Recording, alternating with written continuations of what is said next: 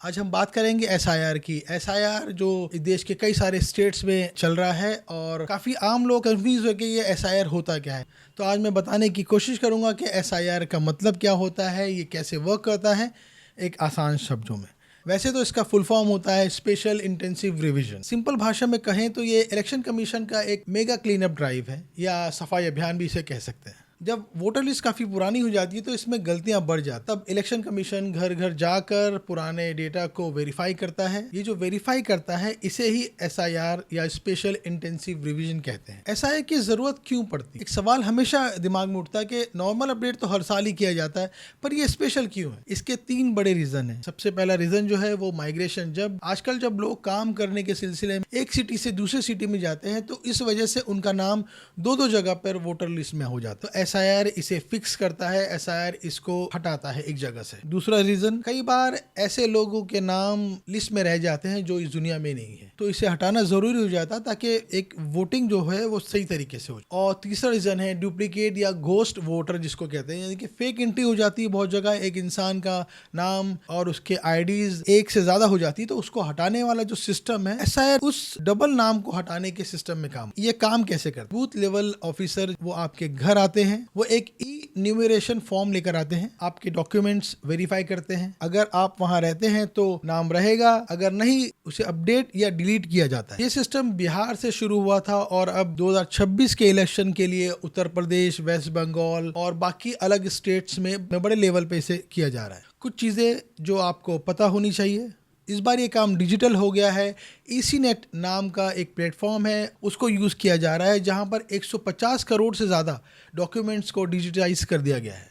अगर आपका नाम लिस्ट से हट गया है, आप पोर्टल पर जाकर एसआईआर की जो वेबसाइट है उसको खोलकर देख सकते हैं और अपना नाम चेक कर सकते हैं। दोस्तों, अगर आप वोटिंग बूथ गए और पता चलता है कि आपका नाम लिस्ट में नहीं है या फिर आपने ऑनलाइन चेक किया और आपका नाम नहीं मिला, तो आप उसे री एंटर कैसे करवा सकते हैं? इसका सिंपल सा प्रोसेस है। स्टेप नंबर 1, सबसे पहले जान लीजिए कि वोटर लिस्ट में नाम जुड़वाने के लिए फॉर्म 6 सबसे इंपॉर्टेंट डॉक्यूमेंट्स है। अगर आपका नाम पहले था, अब कट गया है, तो आपको फ्रेश एप्लीकेशन देनी होगी, जैसे आप पहली बार ही वोटर कार्ड बनवा रहे हो। इसको ऑनलाइन भी चेक किया जा सकता है, आपको किसी ऑफिस के चक्कर काटने की कोई जरूरत नहीं है। वोटर सर्विस पोर्टल जो voters.eci.gov.in पर जाइए, वहां new voter registration form number 6 पर क्लिक करें और अपनी पूरी डिटेल भर दें। अगर आपको ऑनलाइन नहीं जाना, अगर आप डिजिटल नहीं जाना चाहते, तो अपने एरिया के बीएलओ मतलब बूथ लेवल ऑफिसर के पास जाइए, उनसे फॉर्म नंबर 6 मांगिए, उसे भरिए और वहां जमा कर दीजिए। आपकी जो कॉन्स्टिट्यूंसी का जो ऑफिस है जहां पर इलेक्शन ऑफिसर्स बैठते हैं, वहां पर भी ये फॉर्म जमा हो सकता है। इसमें जरूरी डॉक्यूमेंट्स क्या क्या चाहिए, जब आप अप्लाई करें तो ये डॉक्यूमेंट्स तैयार रखें। जैसे एज प्रूफ के लिए आधार का इस्तेमाल हो सकता है, पैन कार्ड या 10th की मार्कशीट का आप इस्तेमाल कर सकते हैं एज प्रूफ के लिए। एड्रेस प्रूफ के लिए बत्ती का बिल, इलेक्ट्रिसिटी बिल जिसको कहते हैं, या वाटर बिल या राशन कार्ड या बैंक पास, और एक पासपोर्ट साइज फोटो। क्योंकि अभी एसआईआर स्पेशल इंटेंसिव केयर ये चल रहा है, तो इलेक्शन कमीशन के लोग खुद घर घर आ रहे हैं। अगर आपका नाम लिस्ट में नहीं है तो जब बीएलओ ऑफिसर आपके दरवाजे पर आए तो उन्हें तुरंत बताइए, वहीं पर आपका ई न्यूमरेशन फॉर्म भरवा कर आपका नाम लिस्ट में डालने का प्रोसेस शुरू कर देंगे। अप्लाई करने के बाद आपको एक रेफरेंस आईडी दिया जाएगा, उसे पोर्टल पर डालकर आप चेक कर सकते हैं कि आपका नाम लिस्ट में कब तक आएगा।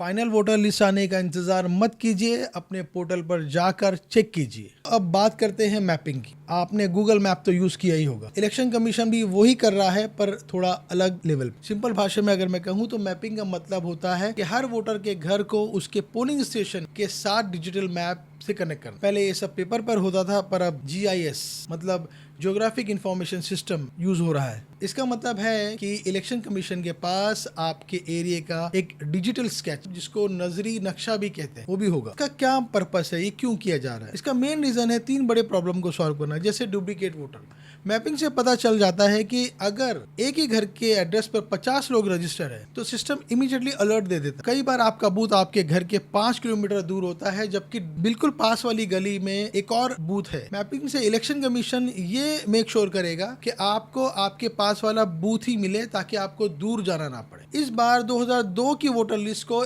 बेस बनाया गया है, मैपिंग के जरिए नए वोटर 2025 और 26 वाले को पुराने रिकॉर्ड के साथ लिंक किया जा रहा है ताकि फैमिली ट्री सही रहे। ये कैसे हो रहा है? जब इलेक्शन कमीशन के लोग आपके घर आते हैं तो वो अपने ऐप पर आपका नाम के साथ में आपके लोकेशन को टैग करते हैं। कुछ जगहों पर आप खुद भी पोर्टल पर जाकर अपनी लोकेशन वेरीफाई कर सकते। इससे लिस्ट 100% एरर फ्री हो जाती है, क्योंकि हर वोटर अब सिर्फ नाम नहीं बल्कि एक मैप पर एक पॉइंट भी हो जाता है। तो ये है मैपिंग का सिस्टम।